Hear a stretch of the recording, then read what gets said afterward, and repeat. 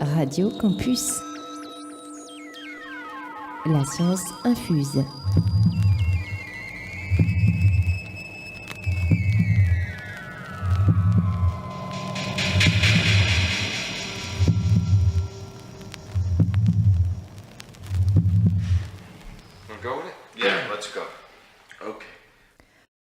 Nous sommes sur Radio Campus avec la science infuse.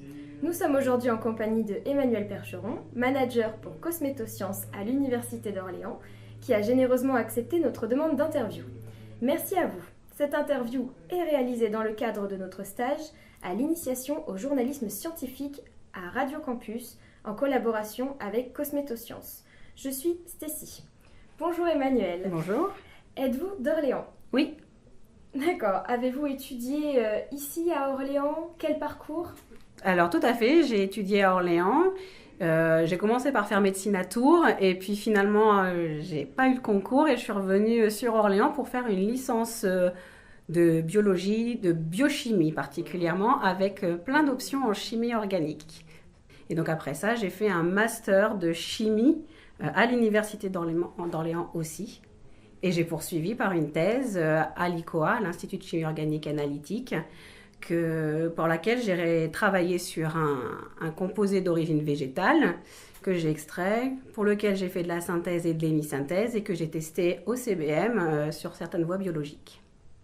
Alors, j'ai appris du coup que vous aviez un parcours assez atypique. Comment avez-vous vécu le fait de vous réorienter suite à une allergie, c'est ça ? C'est ça.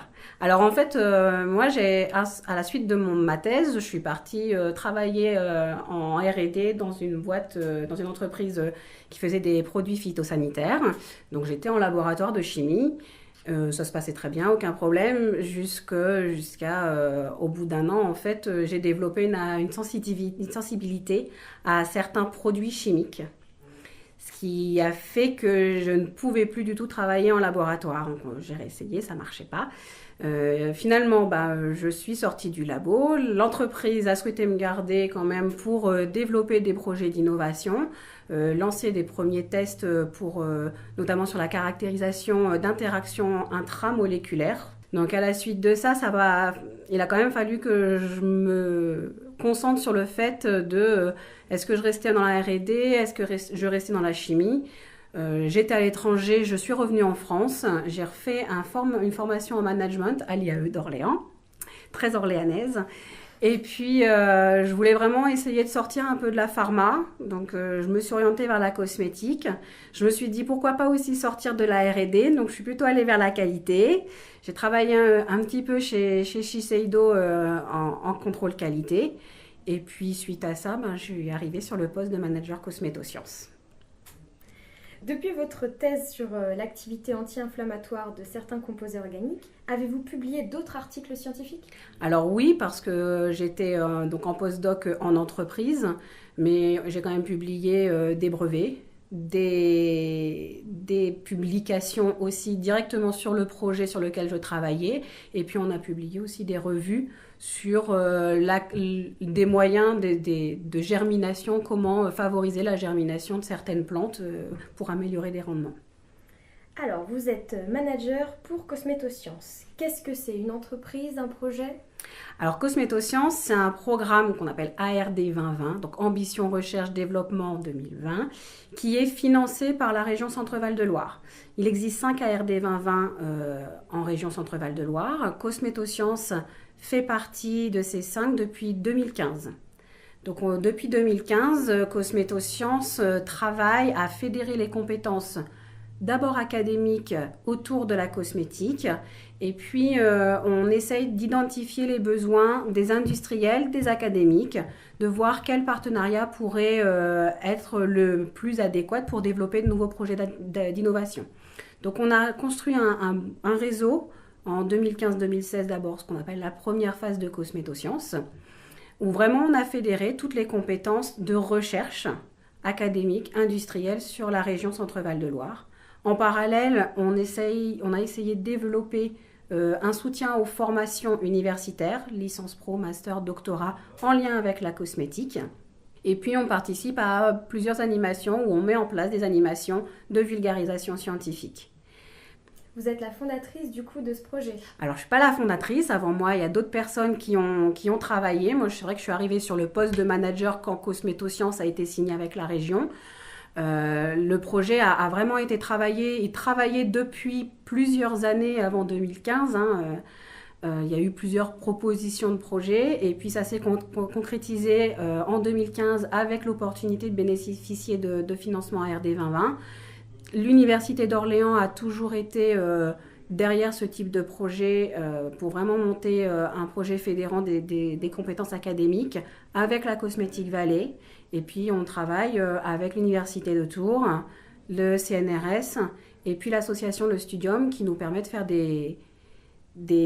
ce qui est relations internationales.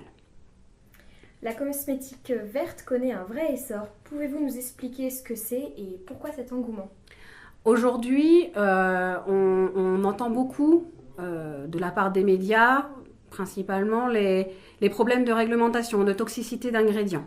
Donc c'est vrai que le consommateur est de plus en plus alerté et de plus en plus sensible au fait d'aller chercher des produits. Alors on dit naturels, il faut savoir que les produits naturels peuvent aussi être des poisons. Mais c'est vrai qu'on va aller vers des produits qui sont plus naturels et issus du végétal. Donc on va favoriser les ingrédients que le végétal peut nous offrir pour trouver soit des actifs de type antioxydants, anti-âge, mais aussi on va s'inspirer de ces végétaux pour aller chercher d'autres ingrédients qui peuvent être des conservateurs, des tensioactifs et essayer d'avoir des formules innovantes. Donc on a différents types de compétences, mais c'est vrai qu'on tire du végétal et des compétences du végétal pour nous apporter un plus à la cosmétique. Et ce qui apporte, entre autres, un peu plus de sécurité pour le consommateur. Par exemple, quel projet de recherche avez-vous en ce moment dans la Cosmétosciences ? On a un gros projet qui s'appelle Valbiocosme, qui est un projet de phase 2 qui intègre 4 académiques et 4 industriels, oui, qui porte sur la valorisation du végétal local pour la cosmétique. Donc on a des équipes de chimistes, de biologistes, de biotechnologie aussi et d'industriels qui vont valoriser ces compétences-là, qui vont permettre d'identifier les plantes locales qui vont être d'intérêt pour la cosmétique. Extraire ces plantes et identifier les composants caractéristiques. Derrière, on va tester la toxicité de ces ingrédients et voir s'ils sont formulables, s'ils ont une activité spécifique pour la cosmétique. Et puis en parallèle, on a des équipes qui vont développer des moyens biotechnologiques, c'est-à-dire utiliser un outil, une enzyme, une levure, une cellule végétale pour produire une des molécules qui aurait un intérêt particulier. Donc on a mis en évidence, ils peuvent mettre en évidence qu'il y a un hit, et ce hit-là, les autres équipes vont chercher à le produire par voie biotechnologique, ce qui évite en fait d'aller prélever sur la plante ou de faire de culture de masse sur certaines plantes qui serait beaucoup plus difficile que finalement prendre un outil biotechnologique pour produire un ingrédient donné. Quel profil souhaitez-vous recruter pour vos projets de recherche, justement ? C'est très très varié parce qu'on a, là j'ai parlé beaucoup de chimie, de biologie, on a aussi des projets qui portent plus sur de l'aspect physique. On a notamment un projet sur le plasma avec le Grémy où là vraiment il y a des compétences de physique qui sont nécessaires.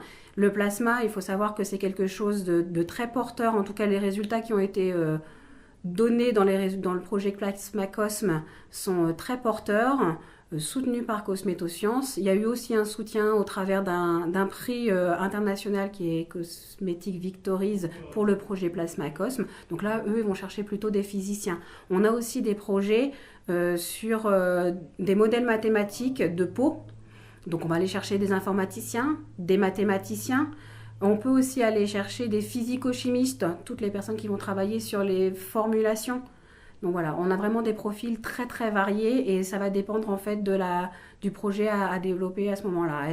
Et puis on a à la fois des techniciens, des ingénieurs d'études, des thésards et puis des ingénieurs de recherche.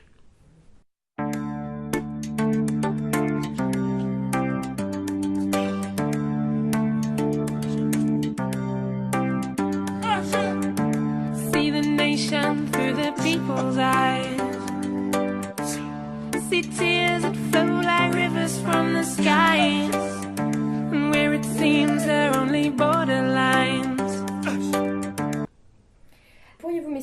ce qu'est WeLab? Ah, le WeLab cosmétique, c'est une des nouveautés de la phase 2. En phase 1, on a fait toute une étude qui portait sur l'opportunité de monter une plateforme instrumentale en fait, pour la cosmétique, donc en région. Au cours de cette étude, en fait, on s'est rendu compte que notre plateforme instrumentale, c'était bien avec de l'équipement lourd, mais ça a risqué de coûter cher, alors qu'il existe déjà des équipements lourds dans les laboratoires de recherche. Par contre, en parallèle, on avait des projets d'étudiants entrepreneurs qui venaient nous voir Cosmétosciences pour développer des projets cosmétiques et essayer de faire un peu de formulation. Donc, ils ne trouvaient pas de laboratoire pour venir faire des essais de formulation, des extraits d'extraction. Et finalement, on s'est dit qu'il y avait probablement un besoin. Donc, on a cherché à voir s'il existait quelque part en France ce type de laboratoire. Et nulle part, il existe un laboratoire qui permette d'accueillir n'importe quel porteur juste pour faire une preuve de concept. Donc là, WeLab Cosmétique, on accueille un étudiant, un indépendant, un start-upper, une TPE qui souhaite développer une activité pour développer vraiment une preuve de concept technique sur un produit cosmétique. Il peut faire soit trouver de nouveaux ingrédients issus du végétal, le formuler, tester l'activité, la toxicité, et puis faire les études de stabilité du produit formulé. Alors, depuis combien de temps existe WeLab? WeLab Cosmétique, ça existe depuis de septembre 2017. On a ouvert concrètement septembre 2017. On est financé depuis le début 2017. Et puis, on a accueilli nos premiers projets en novembre 2017 avec déjà le concours Créa Campus, où il y a 2 équipes qui ont un projet cosmétique et qui avaient un besoin de formulation ou de test ou de conseils d'accompagnement à l'entrepreneuriat. On a eu des projets aussi qui ont été proposés par des petites entreprises, des startups, qui souhaitaient développer un deuxième produit ou un troisième produit. Donc venir à WeLab Cosmétique en travaillant avec des étudiants, c'était l'opportunité de faire un essai de formule, de trouver de nouveaux ingrédients. Et puis, avec un étudiant, ça permet d'avoir quelqu'un qui est en dehors de l'entreprise et qui a une vision autre que celle de l'entreprise. Alors évidemment, il y a un cahier des charges, mais c'est bénéfique aussi pour ces entreprises-là. Ça leur permet d'avancer sur leur R&D ou sur leurs premiers essais de formulation pour aller voir un prestataire après avec une idée plus précise de ce qui est faisable derrière. Imaginons que je veuille créer une crème contre l'acné, par exemple. Que dois-je faire pour pouvoir le faire dans les locaux de WeLab? Alors, il suffit de contacter ou Cosmétosciences ou WeLab Cosmétique. Donc, il y a 2 adresses mail qui sont disponibles sur le site internet. Et puis, là, vous êtes pris en charge, donc soit par moi, soit par le chargé de mission qui s'occupe de l'entrepreneuriat. Donc, on va identifier vos besoins en termes d'accompagnement entrepreneurial, en termes de besoins techniques. Est-ce qu'on a les capacités d'appareillage de vous accompagner? Est-ce que les produits que vous envisagez sont faisables au WeLab? Donc, a priori, une crème, oui, on a les moyens de formuler une crème. Et puis le technicien qui est là pour gérer tout le plateau technique WeLab Cosmétique, il va identifier les protocoles à faire. On va de notre côté travailler votre projet avec vous et voir quels sont vos besoins. Nous identifier quelles seront les matières premières, comment mettre en place le projet assez vite. Il y a une commission d'entrée où on vérifie tous ensemble, toute l'équipe Cosmétosciences avec vous, que tout est en ordre et que tout le monde a bien compris tout le projet. Et puis à partir de ce moment-là, vous pouvez venir sur WeLab, faire vos propres manips sur un temps donné. C'est un projet de concept technique et on part du principe que on a un forfait de 40 heures qui peut être réparti sur 2 mois et on se dit qu'après 2 mois, s'il y a quelque chose qui ne sort pas, c'est qu'il faut sûrement repenser le projet et voir ce qui est mieux. Voilà. Donc l'accompagnement que WeLab propose suit toutes les étapes de fabrication du coup? Alors, sur WeLab Cosmétique, on va vraiment être sur la preuve technique, on est en dessous du kilo. Ensuite, on a travaillé avec d'autres partenaires régionaux et ça, la région nous a vraiment invités à le faire. Pour construire tout un réseau. Ça veut dire que derrière, nous au WeLab Cosmétique, on est capable d'aller jusqu'au kilo de formulation. On a un partenaire qui va permettre d'aller faire du pilote industriel. Donc on peut aller à l'IMT à Tours, on a un accord avec eux pour que le cosmaker aille faire des essais pilotes sur 2, 5, 10 kilos. Ensuite, on a des experts qui peuvent intervenir pour tout l'aspect propriété intellectuelle, réglementation, financement. On a d'autres partenariats avec la métropole, la technopole et des incubateurs comme le labo ou la C2EI à Chartres. On a Cosmetup qui est dans les locaux d'LVMH Recherche, qui va permettre ensuite de développer le projet industriel et la start-up qui va derrière, mais vraiment sur la preuve de concept industriel. Donc c'est la suite de WeLab Cosmétiques. Comme vous le disiez avant, le but aussi de Cosmétosciences est de faire de la vulgarisation scientifique. Donc pourquoi, selon vous, est-ce important de faire de la vulgarisation scientifique ? C'est important parce que, de plusieurs points de vue. Déjà, on intervient en école, collège, lycée pour sensibiliser les jeunes à la science et montrer que la cosmétique, c'est aussi de la science. On a de la biologie, on a de la chimie, on a de la physique. Si on ne met pas de conservateur dans un produit cosmétique, eh ben, il va se développer des bactéries. Qu'est-ce qu'une bactérie ? Pourquoi on n'en veut pas ? Mais pourquoi parfois on en veut ? Parce que finalement, sur notre peau, on a besoin de bactéries. Enfin, voilà. C'est vraiment sensibiliser et montrer qu'il y a de la science et que la science, ça peut être sympa. Voilà. On essaye d'utiliser des outils ludiques.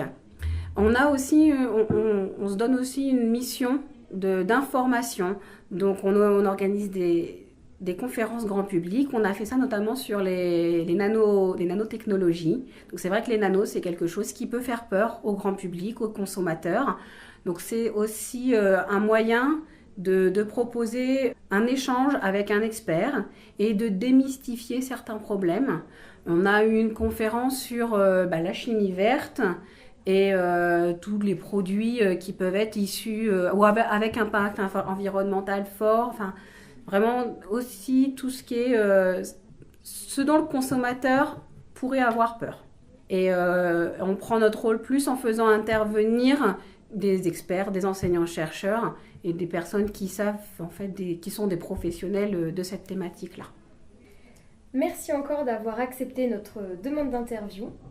Bon courage pour la suite. Merci. Si vous souhaitez plus d'informations, vous pouvez consulter le site à l'adresse suivante cosmetosciences.org et il y a aussi une page Facebook Cosmeto espace science avec un S. Cette interview a été réalisée par Stécie. En vous souhaitant une bonne journée. Radio Campus. La science infuse.